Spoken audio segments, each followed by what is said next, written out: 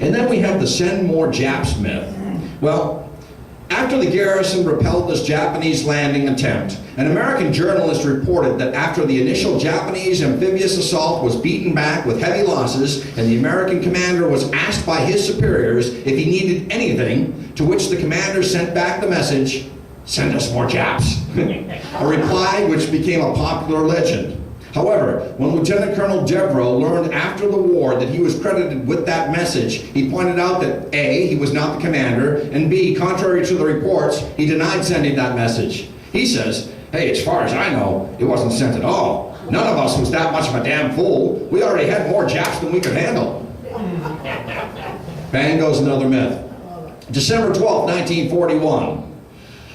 Scotty says, "I helped move the guns last night as the bombers had our old position spotted." So what they had to do is, because the Japanese air raids were coming in, they had to move the battery guns around.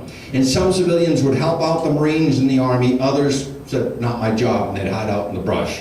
So they had to fool the Japanese every night. Hard work, especially on a Pacific tropical atoll like Wake Island. So Scotty and the other workmen took the anti-aircraft battery, which had been in the middle of Peel Island, and moved it to the northeastern end, and then camouflaged the old position to resemble guns and try to draw the Japanese bombs.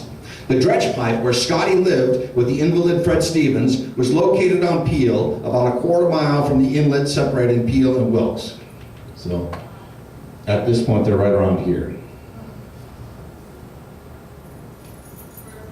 December 13th. Quiet all day, no bombers. One observation plane was shot down by our scouts at 5:30 a.m. So the Japanese are reconnoitering the island for another raid. We buried 42 of our boys today. About 35 of them were civilian workmen. The remainder were Marines and Navy sailors.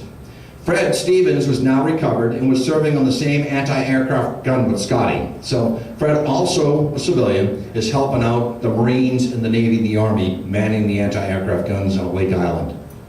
December 14th, they get bombed, big time. Bombed at 10:45 by 27 German Heinkels. We'll get to that in a second. That's what they appeared to be to the Marine fighters. Lots of damage and some dead. We built a bomb shelter for the air crews. One of our last 3 planes cracked up taking off. Now we only have 2 left, which will fly.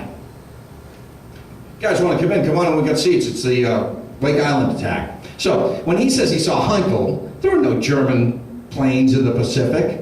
And this is an NHE-111 Heinkel, okay? And I did some research, and I think that they're talking about either a Yokosuka P-1Y Ginja, okay, or a Mitsubishi GM3 Nell. Probably they saw Nells, that's what I think.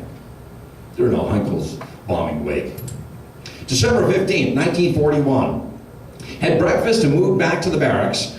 They moved from the dredge pipe on Peel, where he had been living with Stevens. And the Japs came at 6 p.m. No great damage and no casualties. December 16th. 18 bombers came at 1 p.m. and they got the old Camp 1, that was at the western end of the airfield, on Wake's southern jaw and oil storage. So, what they got?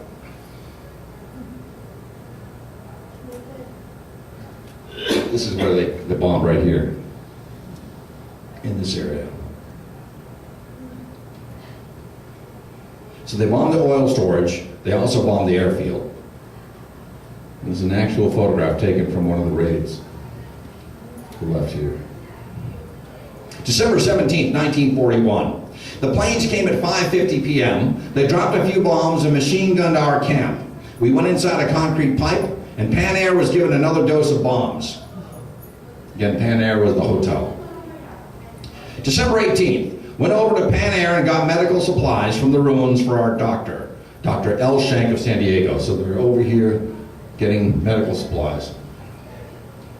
December 19th, the bombers came at 10:30 a.m. Not much damage, and they burned a small amount of fuel.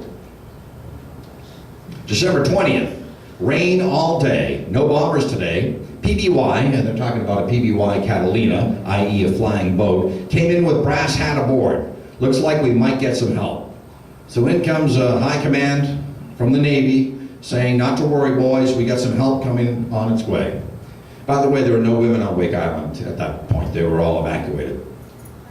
December 21st, 1941, first day of winter. Dive bombers came in flocks at 9 a.m. and gave us hell. Just about ruined us. The PBY left just before the raid and took our commanding officer with them to Honolulu. 12 o'clock high bombers came and bombed our barracks, so we moved back to Pan Air. Dive bombers got one of our rangefinders and crippled gun where Scotty was serving as ammunition loader. Our first sergeant was killed on the rangefinder. Scotty never knew his name, but says he was a very brave boy. December 22nd, 1941. They came in today and stayed a half hour, talking about the Japanese planes. Leisurely bombed and gunned our camp. Got our last little plane. Last plane, the last Wildcat, gone. We have no rangefinder left, and now we're practically down to rifles, one for each 2 men on the island. All they have to do now is land and take over whenever they want.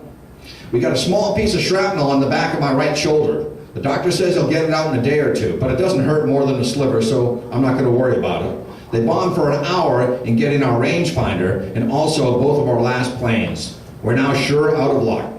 So the PBY had brought the news that a relief force was en route and would arrive on the 24th of December, in just a couple of days, when 350 civilian workers would be taken off Wake Island. Meanwhile, Major Walter Baylor, the commanding officer, was ordered to leave on the PBY and headed to Honolulu. And then came the invasion. The game is up. The party is over at Wake Island. It's December 23rd, 1941. The United States would lose Wake Island. They would take it back later in the war on September 4th, 1945. This is an actual drawing of what took place, the invasion on Wake Island. And here's the description. December 23rd, the Jap fleet moved in and after many signals opened up on our batteries. Only 3 batteries remained on Peel Island. And they made a direct hit on the first emplacement, blasting it out. And then they ceased firing. At dawn, dozens of planes started bombing and things were in a panic in our camp. And Pat, that's Patrick Herndon of Fox Park, Wyoming, deserted our dredge pipe. So at this point, Logan, Scotty K, Wake Island Scotty, and Fred Stevens were in a dredge pipe along with Pat Herndon of Fox Park, Wyoming. Well, the Marine officers who that day came to the construction camp notified the homeless among the ruins that the Japanese were about to land and warned them to avoid being caught with rifles because the Japanese would shoot any thus captured. So they said, if you have weapons, throw them away. Fear grew in the trapped men who saw themselves unable to fight any longer to hold Wake Island. Back to the diary.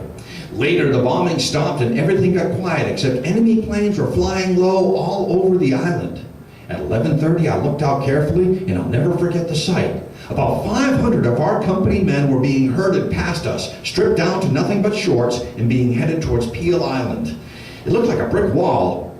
That means a firing squad for these men. Fred and I decided to sit tight. Christmas Eve. And what a Christmas Eve it was. The Jap sentry almost found us last night. He was within 5 feet, but missed us. Now, a couple of times you're going to see what I call the unseen hand, the hand of God, where these guys should have been caught, and somehow a noise distracts a Japanese soldier who wanders onto their position, and he somehow looks away, and they live for another day. Well, he was within 5 feet of us, but he missed us. We hope to escape tonight if there's a chance. We had a close call, but something attracted the sentry's attention. He just looked away. If we can hold for 2 hours until darkness, then we'll move out of here and hide in the brush.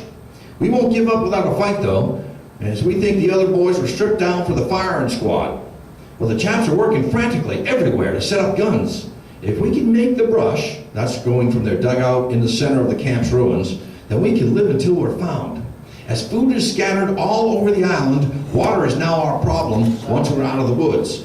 It's getting dark now, and we're waiting for the clouds to cover the moon. So when these guys were hiding out during the Japanese air raids, they were hiding out for hours at a time, so they were taking caches of food.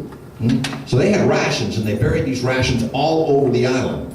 And if there were 1,500 guys, there's basically 1,500 depots of food hidden around the island. And now that's what Scotty and Fred are going to live on. And they're only going to move when the moon is covered by clouds.